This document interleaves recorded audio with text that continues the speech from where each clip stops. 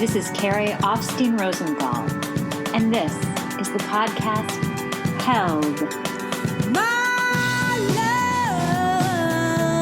love, you left me in the summertime, and all the leaves were on their trees, and all the flowers still smell so sweet. Then the cocaine. Welcome back to the podcast. Today we are going to talk with Angie and others about the aftermath of receiving a phone call from her biological child. Digging into those conversations Angie had with Michael and her family after the call. Angie, when you got that phone call, were you angry that you were outed, essentially panicking? Yes. And I kept saying to myself, Angie, my God, but you're 52 years old. You're not a child anymore. It's okay. But that was much easier said for me than done. I was completely enveloped in those teenage feelings again. And all I was concerned about was, how am I gonna talk about this? How am I gonna tell people? Michael, when did you and Angie talk? And how did that conversation go? After Dak saw the paperwork and saw that Angie was the biological mom, then I tried to help to find a phone number or to get a hold of her. So it was shortly after they had a conversation.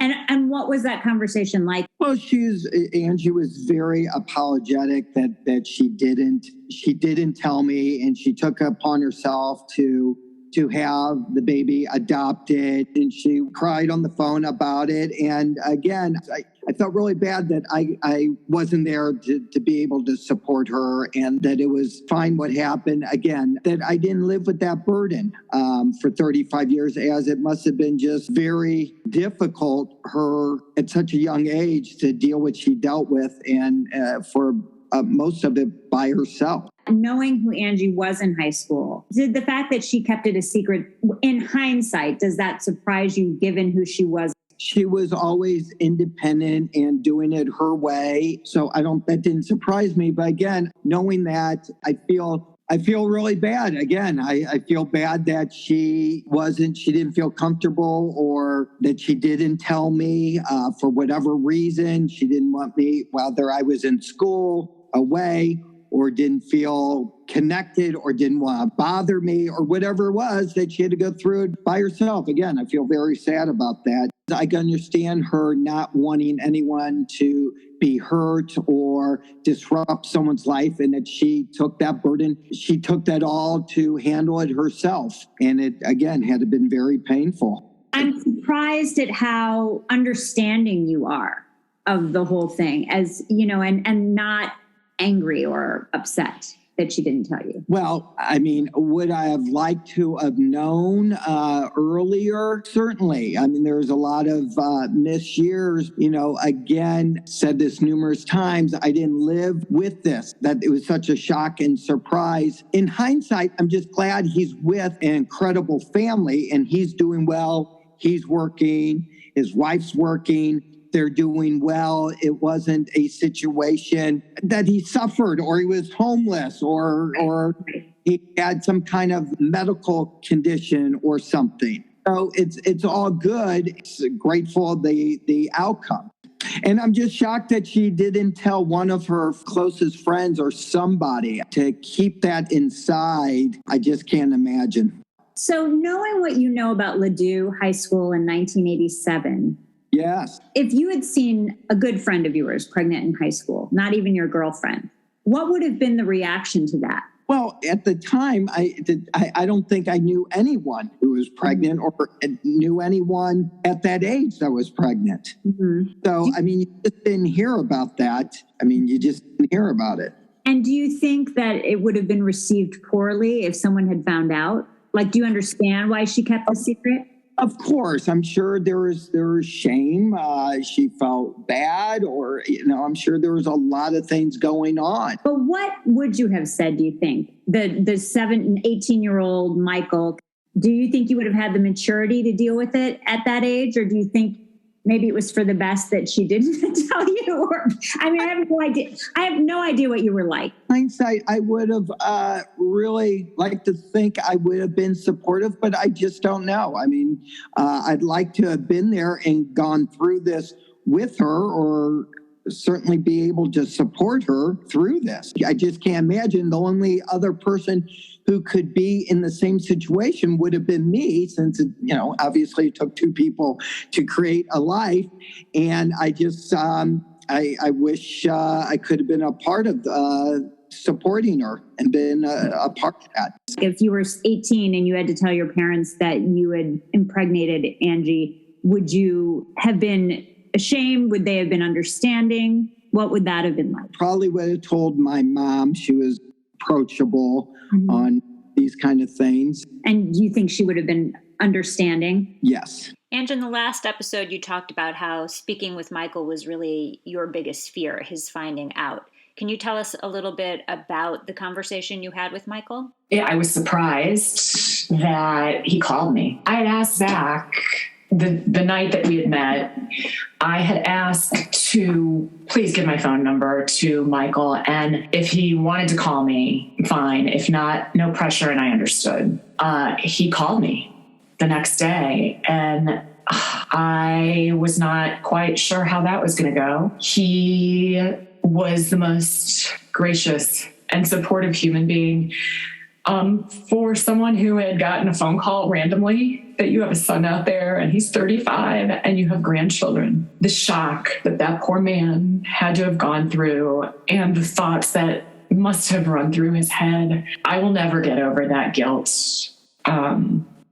He said things to me that healed a part of me, healed that teenage side. What did he say? Things like, I wish I would have been a better boyfriend and I could have been there for you. And you were just a child, Angie, at 55 years old. Obviously his take would have been different.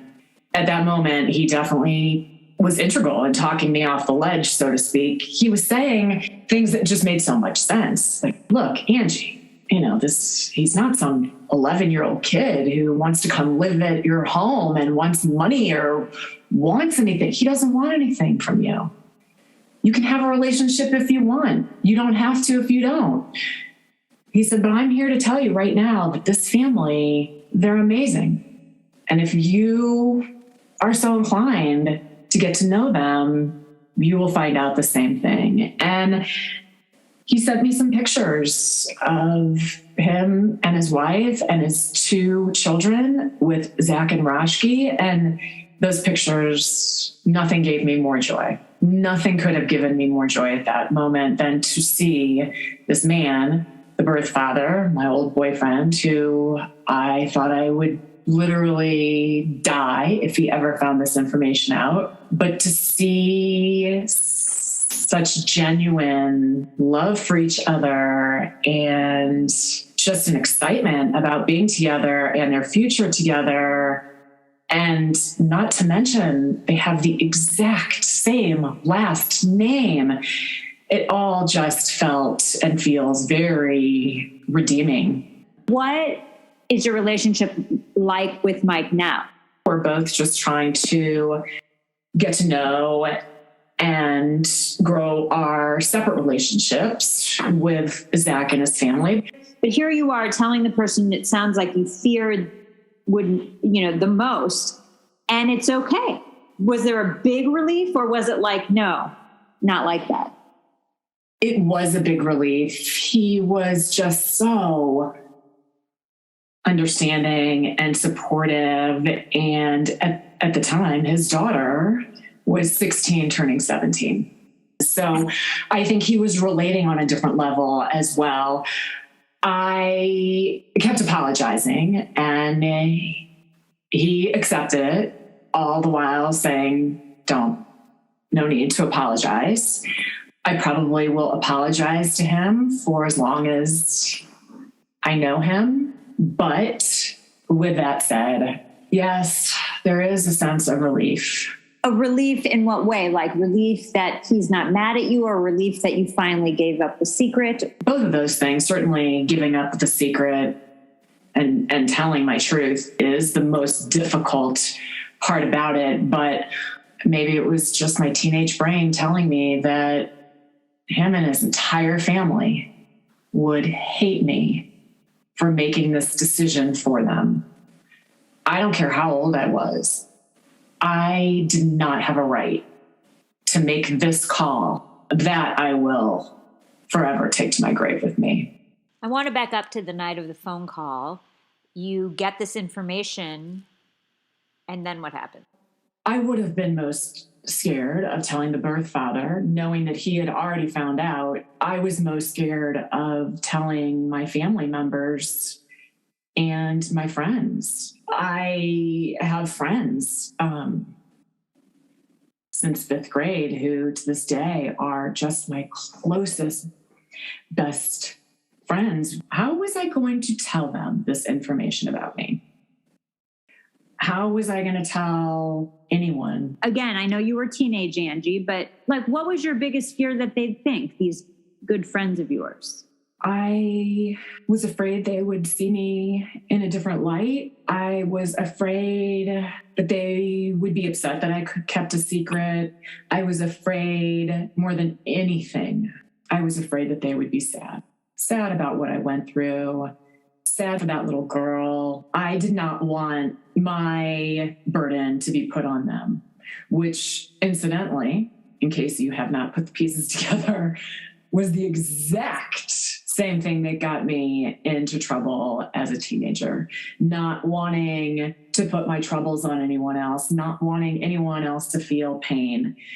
And those were pretty much my overwhelming feels when I realized the secret was no longer a secret. You know, how are people going to react? How are people going to feel? How's this going to look? Who did you tell first?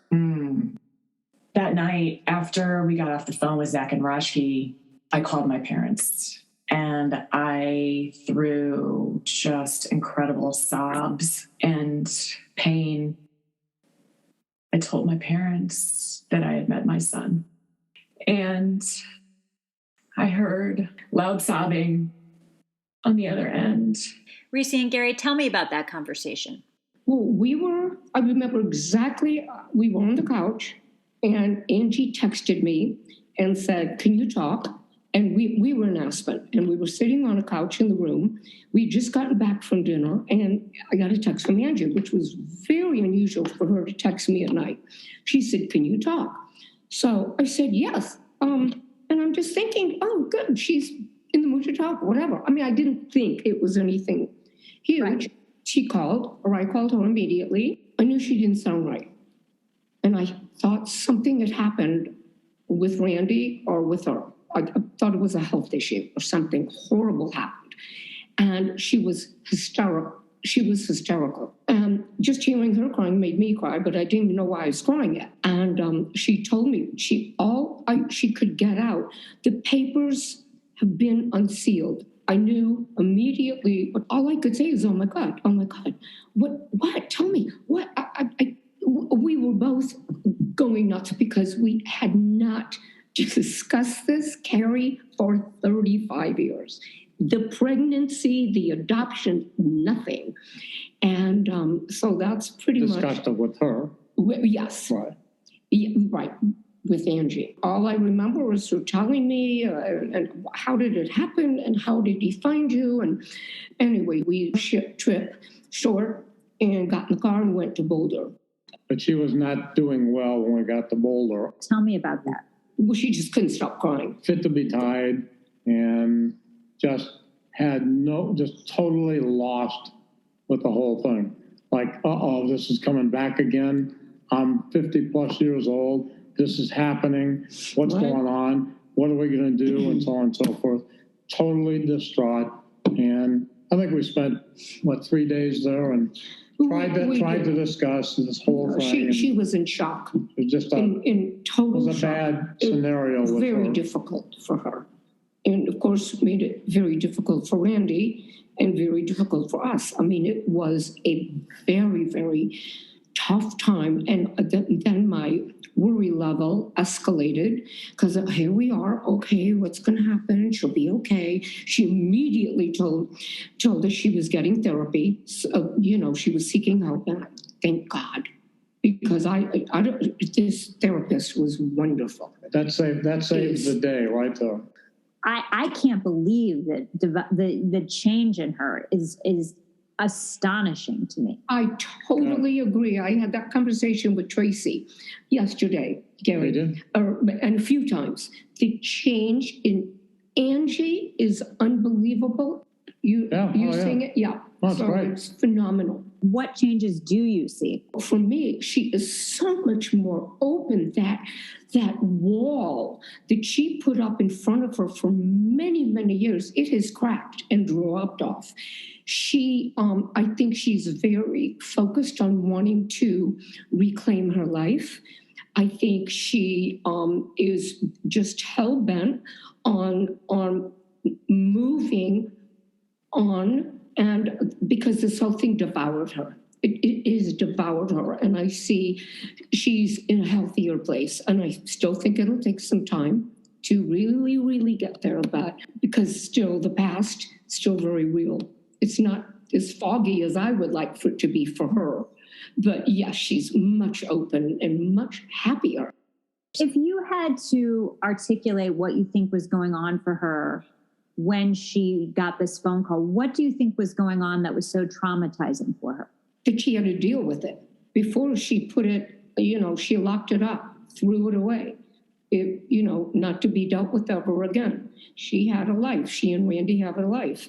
Now that changed all that. She kept saying everything's going to be different. Everything's going to change, everything. And I told her, you're right. It has changed. You're still going to go on with the life that you know. But having these new family members, it's going to enhance your life. She couldn't see it, I don't think, at the time. No. It's a total life changer for the rest of her life. Angie, what more can you tell me about the call? I flooded them that night with pictures that I had gotten off of Facebook, and they were overwhelmed by the sight of their first grandchild. We spoke at length that night, and then the next morning, I needed to tell my sister.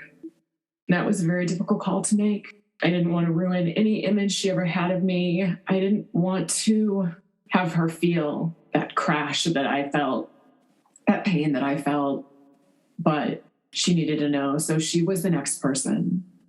She and I had discussed it very briefly at one point, but we never spoke about it in detail. And we did speak a lot of detail. And that day, she learned a lot about me. Tracy, tell me about the phone call from Angie about Rashki and Zach. I think she had texted me. She's like, I need to talk to you. She couldn't compose herself in the beginning. She said, I'm okay. And she's like, it's not an emergency. Let me just get myself together. It's not an emergency. Like, everyone's okay. And, of course, in tears, she's like, I think she said something like, I spoke with my son. Oh. Right? And I think I literally leaned against a tree and was on the phone, just trying to compose myself, though I was crying, but she needed to speak and I needed to listen. And it was just very emotional. My God, it was very emotional. You could feel how intense it was for her. Holy shit. Yeah. I've never heard her like that. We were all very concerned about her when this all came out. Mm-hmm. That's a lot of weight. And she is sensitive. Did it surprise you to hear that she tried to take her own life? Yes and no. So I found out through somebody that I was speaking with. Well, she accidentally said to me something about, she tried to take her own life because she's friends with Angie as well. And I was like, when she said, I go, what? We were on the phone and I'm talking about months ago. Yeah. Okay. So, and I was like, I didn't know that or something like that. And she's like, oh my God, I'm so sorry. I'm like, no. It's, maybe I should know. I don't know. So, or maybe I do. I don't know. Maybe I blacked it out. But anyway, so then Angie thought that I knew, of course, but I never knew because she thought that Mom told me.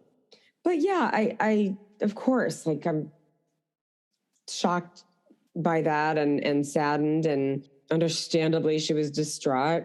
Since finding out about Zach, have you and Angie had any revelatory discussions that you'd care to share? Honestly, we've had millions. So since that time, do you feel like your relationship has changed? Yes, gotten stronger.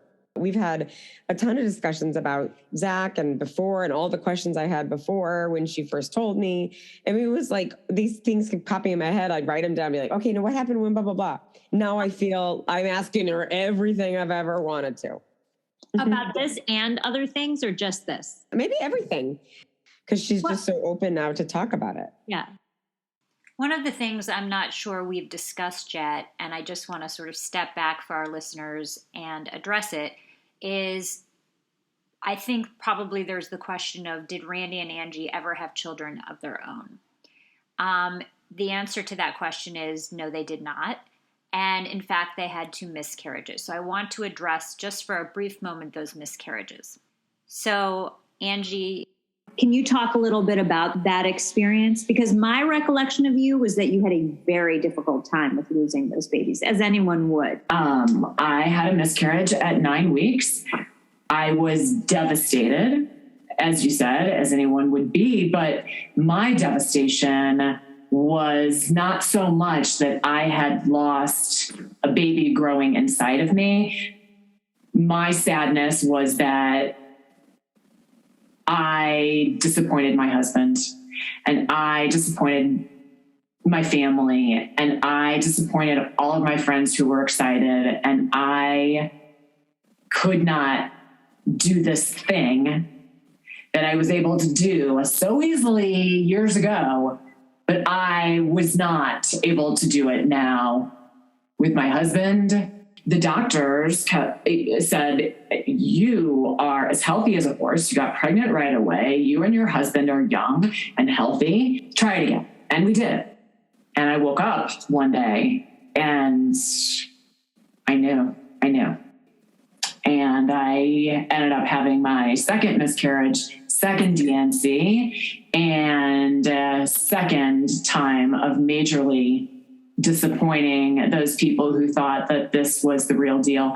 After that sort of period of time, taking some tests and being examined by the doctor and him saying, Angie, 3rd time is a charm. Again, you're so healthy. This time it's going to work. There's no reason why it shouldn't. Let's get you right back into it. And I said, Randy and I actually are going to be on our time frame. Things started changing in our lives with this job, and different opportunities came up and things started happening. And we're like, we couldn't do this if we had children. I believe neither one of us has ever looked back and thought, I wish we had tried again, or I wish we had adopted. None of those things really have ever crossed our mind. I take you at your word, but do you feel in any way did you feel punished in any way when you couldn't have a baby? I'm not sure I felt punished. I felt maybe jinxed in a way, like, oh my God, I completely lied about this major thing. And maybe I jinxed myself. But I didn't have this overwhelming, intense desire to have a baby or raise a child. Not even when I was pregnant. Because I saw you after your first or second miscarriage, and you were devastated. In pieces. And I just devastated, just feeling like, how could my body... and I think this is so similar to any female, anyone who's had a miscarriage. How can my body let me down like this? Well, Angie, thank you for your honesty and for being willing to talk about that, because I know that is not an easy topic to discuss. And I know this is kind of an abrupt about face, but now that we've gotten through all of the sort of background, we're really excited because now we get to go to the good part of the story, the fun part of the story, which is Zach and Angie actually meeting. So Angie, if you could, can you walk us through that first meeting? The phone call was in July, and the first meeting was in October.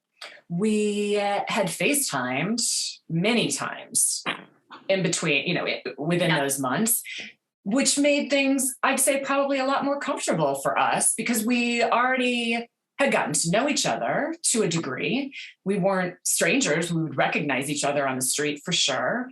We had a sense of each other's sense of humor and morals. And while at the end of the day, I felt like I was meeting a stranger of sorts, it was nice that we had had a few months to get to know each other a little bit more. So you made a plan to meet, and how did that come about? At the end of our very first FaceTime call, I very specifically remember just the whole time actually thinking to myself, I have to meet this man. And at the end, I said, I really want to meet you.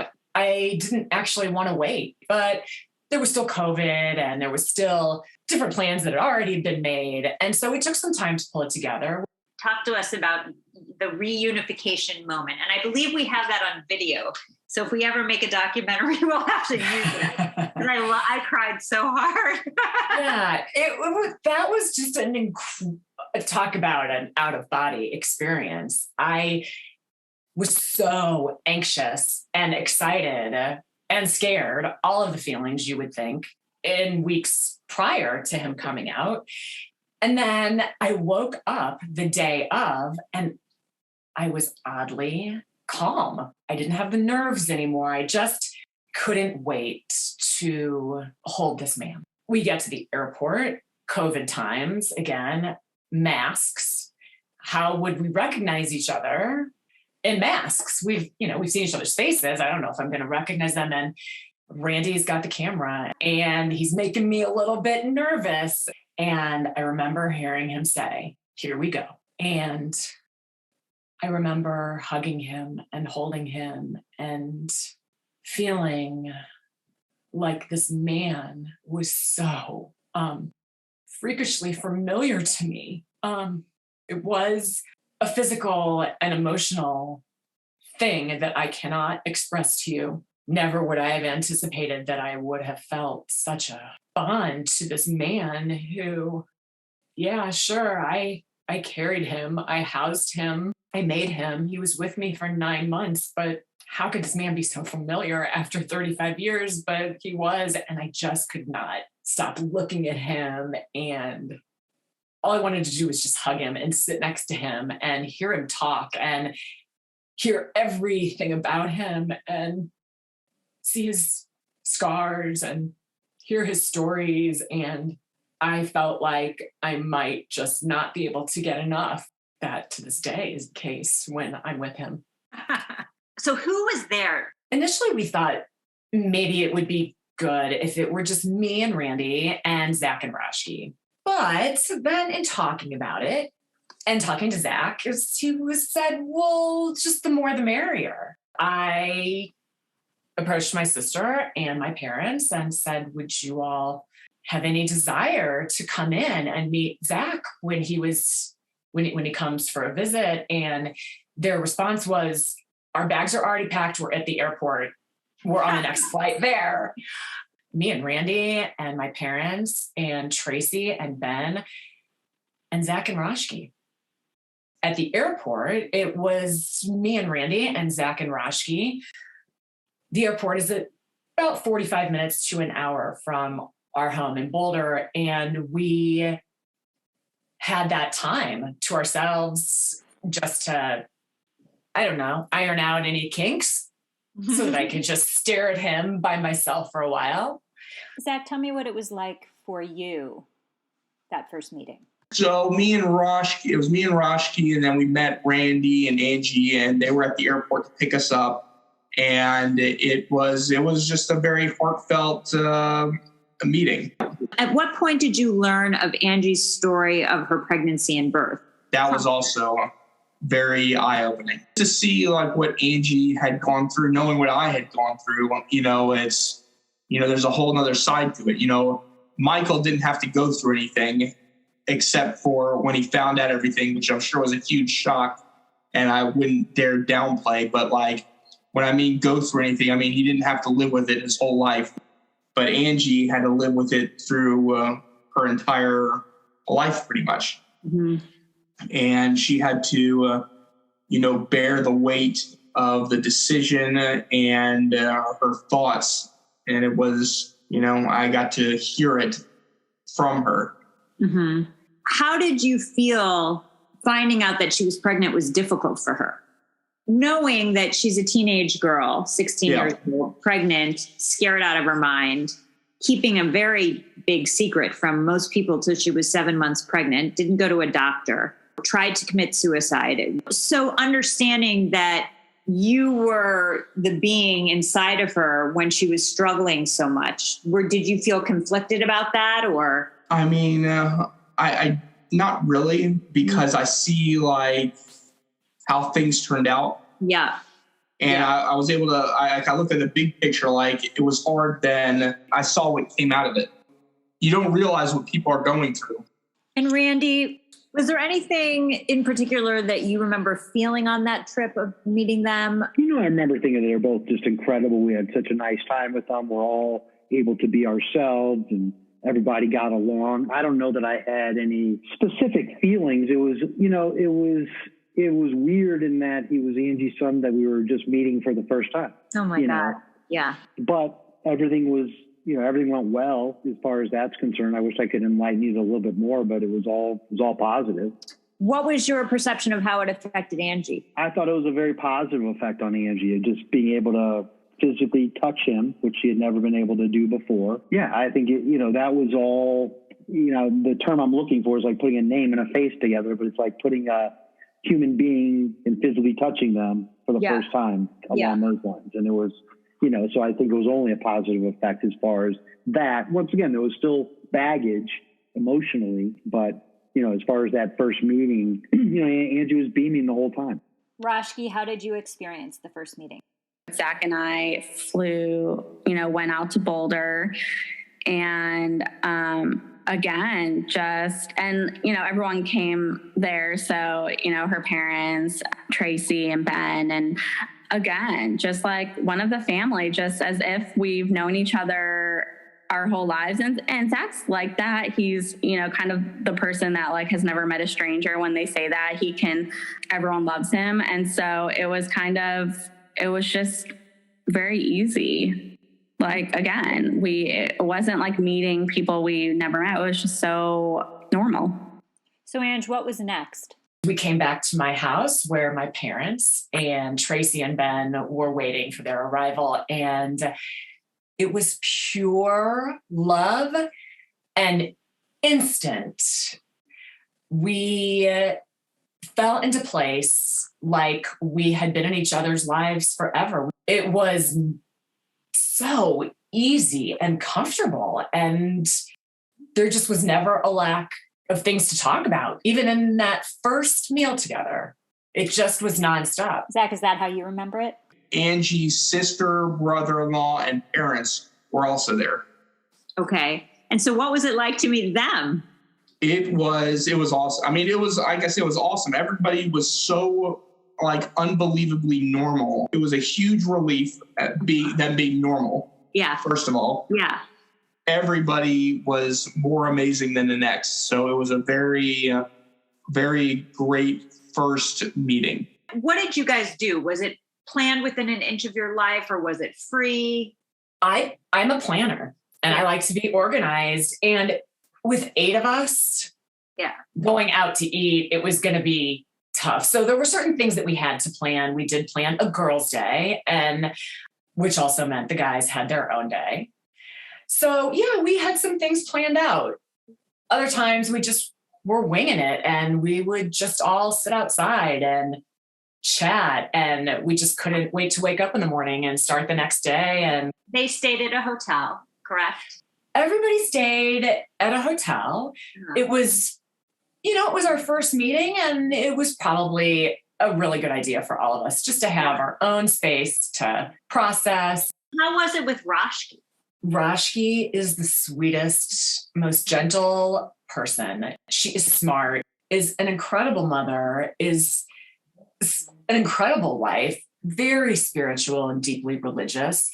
When they came to visit and we had our girls' day, we were shopping, And we were all in the dressing room at the same time. That would be me and my mother and my sister and Rashki. And I was trying something on and I overheard the saleswoman say something to Tracy. And I heard Tracy say, "Oh, no, this is my sister's daughter-in-law." That was the first time. And I remember sitting on the stool with the pants I was trying on halfway up. I just sat back down and I thought, oh my God, I have a daughter-in-law. And she really, she's just amazing. Was anything awkward about it? There not from my point of view. I wonder how awkward Zach felt. I mean, I could not stop staring at that man. Everyone was so at ease. And that I believe that nobody had any awkward moments. Wow, that seems. It sounds and it seems crazy, and you'll see what other people have to say about that meeting. But for me, it could not. On a scale of 1 to 10, it was a 12. At the end of that trip, my mother could not stop hugging him and crying, and I remember thinking, that's probably going to be a little bit me. I will be hugging him. I won't want to let him go, but I'm not going to cry. Why would I cry? Well, yeah. Why would I cry? Are you crazy? I sobbed saying goodbye to him. And he said to me what I believe he said to my mother, which was, please stop crying. This is the first out of many, many, many, many more times together. Let's get something planned. This isn't our last time. And sometimes I still think, oh my gosh, these people who I have said already have, just quickly became my most favorite human beings on the face of this earth. They're actually not going away. Like this is my family. This is part of my future. This is crazy.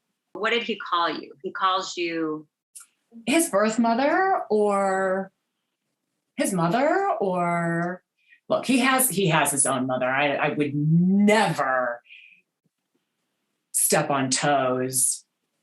But the truth is when you look it up in the dictionary, what the real definition of a mother is, or a birth mother, that's who I am. How does he describe you to other people? When we were together, he introduced me once, I believe, as his birth mother. And while it was very strange, it was also the best thing I've ever heard come out of somebody's mouth. How did it make you feel? It made me feel full. It makes me feel, I think I said it in different words, but it just sort of makes me feel like there was this piece that was always missing in my life that I didn't really realize. Did anything surprise you about it? Everything that I'm telling you surprised me about it. Had you told me I would have received a phone call and that I would have the opportunity to meet this human, I would have told you until I was blue in the face that is something I would have never done. I probably would have told you I would have never returned the phone call, and I probably would have felt very strongly behind those feelings in telling you that. So, I have to say the whole thing surprises me from top to bottom. The fact that I have these feelings about this man and that I want to be better for him. Was there anything about you that scared you about what Zach or Rashki might think of you, or Randy, or your sister, or your brother-in-law, or? Yeah, I yes, 100%. And I think that is what so much of my anxiety came from before the actual meeting. We are a funny family. It's been the six of us for so super long. And we're all quirky. How would these people think of us? So yeah, I was very concerned how they would feel about us. But in the same breath, I also sort of feel like it almost didn't matter, our quirkiness, just in getting to know Zach. I think he was going to be part of our family, quirks and all.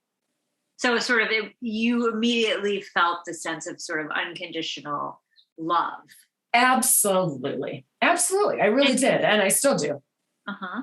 Do you ever worry that like the feelings you have for him might not be reciprocated, or that at some point he'll be like, you know what, I'm just going to kind of hang back and go with my adopted family. And this is more I do. I especially at the beginning where I was trying to process the whole thing. And part of me was so excited about the possibility of having these people in my life, but also knowing that what if they meet us and decide, no, these are not our people, as to your point before, or, yeah, you know what, this may just be opening too many wounds, whatever it could be. I had all of those worries and concerns. I think we all did. How are we going to be portrayed? And are they going to decide to not like us? Because again, I fell for him the second I saw his picture, the second I heard he was alive. So it was scary. Yeah, to think that if I let myself really think I could have this family in my future, and then to have them go. At what point did you feel love? When I hugged him for the very first time.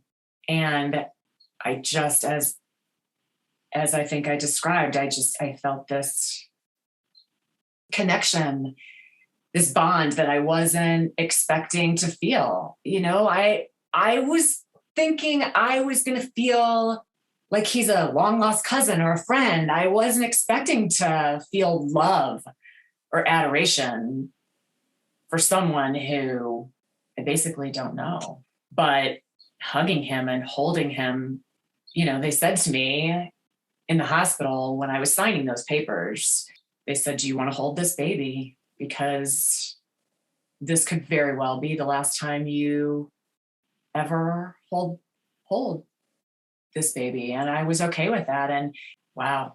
Between the time that you signed those papers and didn't hold Zach until the time you got the call, did you ever regret that or think about what it would have been like to hold him? You never let yourself think about it. Absolutely. Well, what I can tell you is I always did give myself huge props for making several of the decisions that I made at a young age. And one of those decisions was to not hold that baby. And would you say that when you held him for the first time in the airport, were you thinking about that moment that you said, no, I don't want to hug him? I sort of felt for a split second, I was sort of like, what do you know? Right. You're right. I might not ever hold this child again, but here I am holding this child. So screw you, nurse or social worker, whoever you are. But it was a decision that I had to make in order to survive.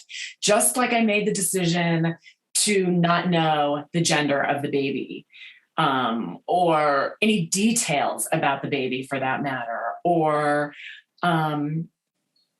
specifics of who that baby was going to. I wanted to know nothing so that I could move on.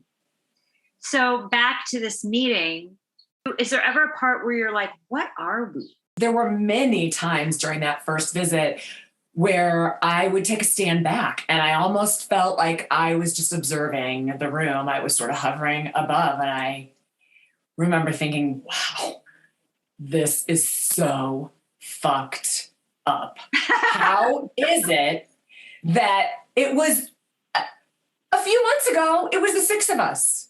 Now, and maybe forevermore, it is 10 of us, but it was 8 of us at that meeting. Can you describe what it's like to see your family in these new roles, grandparent, aunt? Well, obviously, for me, it's changed every bit about me. I would imagine for the rest of my family, it has just opened a piece of their heart that they never realized needed opening.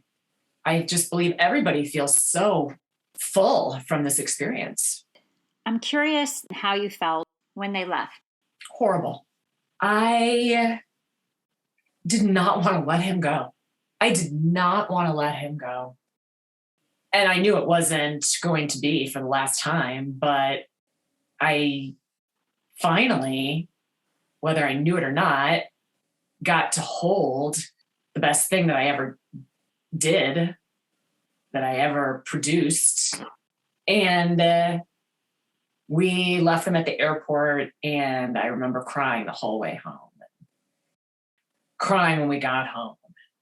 Crying the next day, and really crying for the next couple weeks. And why was I crying? I know you're going to ask me that. And the reason, I'm just going to take over your job. The reason why I was crying was really twofold. It was, holy shit, what has happened to my life? I just got a glimpse of what hopefully my new life will look like. And it is scaring me. It is exciting me, but it is terrifying me, and everything has changed. And I also, those tears were, I really, really, really think we need to move to Memphis. No, those tears, it was like, I wish we could see each other more. And I wish that things were different in terms of locality. But I think most of the crying was just about the loss of one kind of life and the entrance into a new one that I was getting overly excited about. And I had to pull back those reins from time to time. And Zach, what were your feelings when you left? Were you sad to leave? I mean, I was sad to leave. I mean, it was just, we weren't together so long, but it was very sad to leave. We had such a good time. What was your thinking about how you would proceed? Like, at what point did you say, you know what, I want to carry on with this? Or were you ever worried about how this would all fit into your life? No, we just make it work. It wasn't a question of, how are you to fit this in? It's just like, okay, this is the new reality. And it's not like, we're not trying to shy away from it. This is what it is. Is that how you feel, Angie? This story has a lot to do with timing in people's lives, because had the phone call been made, I don't know, even 10 years ago, I might not have been as receptive. But I feel like at the time that I got the phone call, if I was going to get that phone call, 52 is a pretty solid age. I've had some life under my belt. I've had experiences. I know enough at this point. I can say I am smart enough and know enough to know what I need to do, not only for myself, but for other people. And there was never a doubt that I had to get through this. Had to. I was going to. And I wanted to for Zach and his family. So you made a plan to meet where Zach and Rashki and their kids live. How did that come about? I had said to Zach at one point, I want to meet every single human being that you have ever met in your entire life. So get that set up. I wanted to see his world. I wanted to get to know him on a different level. I was dying to meet his parents. And I don't think I need to describe to you the level of excitement to meet those children in real life. We had FaceTimed with them to make it a little bit easier, so they wouldn't think that we're total strangers. So we had a number of really great phone calls with the kids. So, it wasn't so strange. So Randy and I packed up the car and our dog and took a little trip. I'm going to step back and just give us a little context for a second. Where did you stay when you were there? We stayed in a hotel. And how long did you stay? We were there 3 days and 3 nights. And that was in March. And we had seen them in October. So 6 months. This is now June, and we're hoping to see them again in August and again in September. And I would see them every day if the opportunity were there. There's a few things that I've noticed while you were talking that I just wanted to kind of get to. What, if anything, did the grandkids know about you and Randy? Well, Melly is still quite young to really wrap her brain around who I am. Danny has a better understanding, but I think still not completely.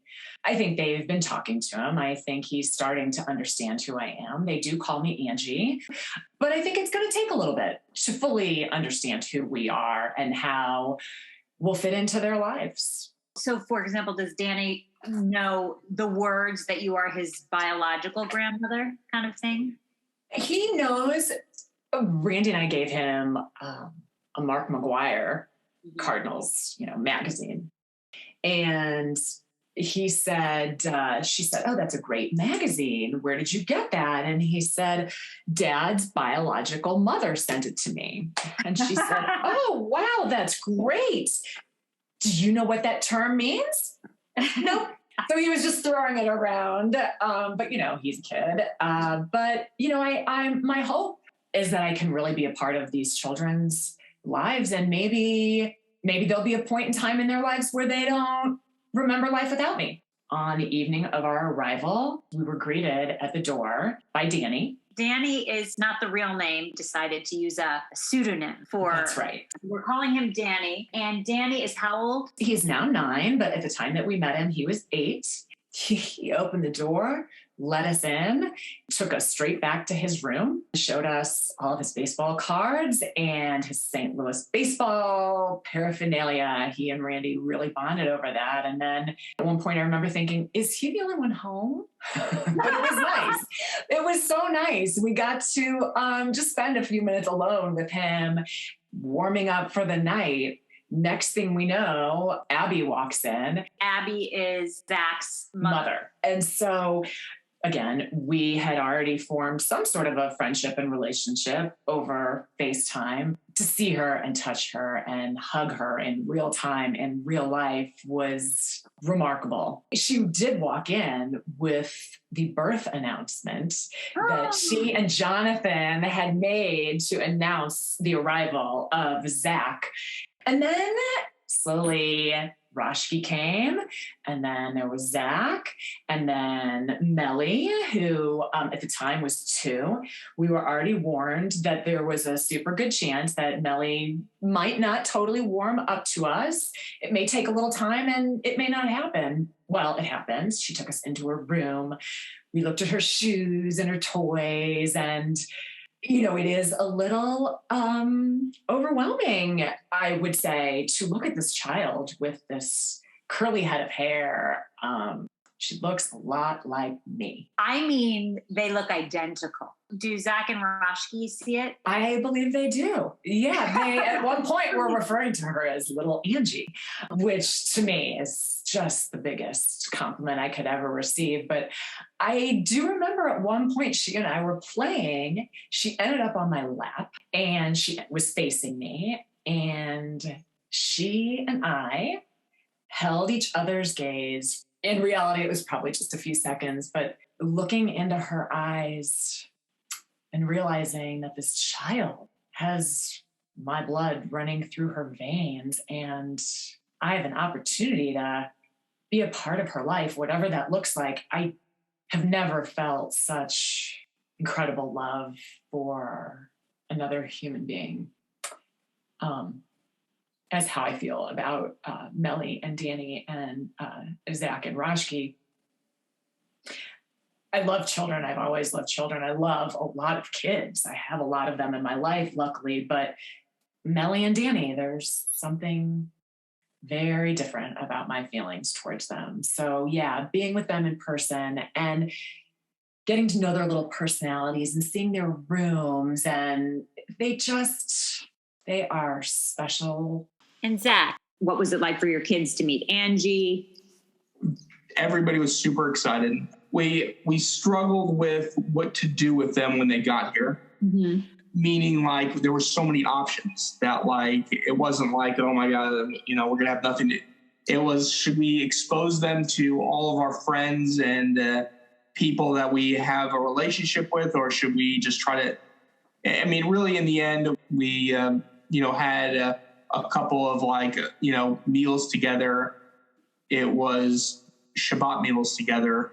Mm-hmm. So that was nice. We didn't have huge crowds. We thought about having a huge party, but again, it would have been, I'm glad we didn't go that route, but it was very great trip. My parents had a private meeting with them, showing them old pictures and going through all that. We went to me and Rashi's, our best friend's house, for a barbecue one night. That was amazing. And our best friends, they had also met Michael already. How did they meet him? We were for my birthday, we went to Palm Springs, and we spent some time in LA before and after the trip. And Michael, generously took us all out for dinner at this amazing Israeli restaurant. And so we all got to meet. We spent a couple hours together. And so Michael met with them too. What were your kids' responses to Angie and Randy? I mean, they fell in love with them. They absolutely love them. Angie, tell me about the rest of the trip. The rest of the trip was hardly even letting my feet touch the ground, meeting a lot of Zach and Rashki's friends who were just so genuine and generous and likable and sweet. We could not get enough of their friends. And Abby and Jonathan were just exactly as I thought that they would be. We had the opportunity the first night, just the three of us sitting at the dining room table, to talk a little bit, and we shared some feelings and emotions and thoughts, and some tears were shed. And it was another conversation that I will remember for the rest of my life, maybe one of the most meaningful. You have been listening to the podcast Held. Join us for the final episode of this podcast. You will hear from Abby and Jonathan, who are Zachary's adopted parents, and it is not to be missed. Here's a sneak peek.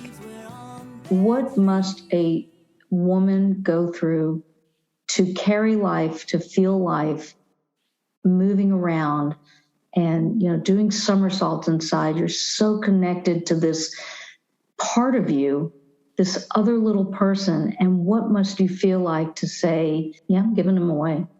I'm giving this child away. Do you feel, I just kept wanting to send her over, space and time. Don't feel bad. You're doing a good thing. You're so brave. You're such a good person. Don't feel bad. I mean, if I could have just telepathically given her these messages, I knew she must be feeling, don't worry. It's great. Don't be scared. Don't be, I'm telling you, I was very connected to her through Zachary's life. Before we close out, I just want to take a moment to thank all our guests, and there were a lot of them, for lending your voices to the podcast today and for all of your exceptional insights. This is Carrie Offstein Rosenthal. You have been listening to the podcast Held. Thank you for joining us. We hope you'll follow us and tell all your friends about us. See you next time. If you or someone you know is considering suicide, please text the 988 Suicide and Crisis Lifeline or dial 911 in case of an emergency.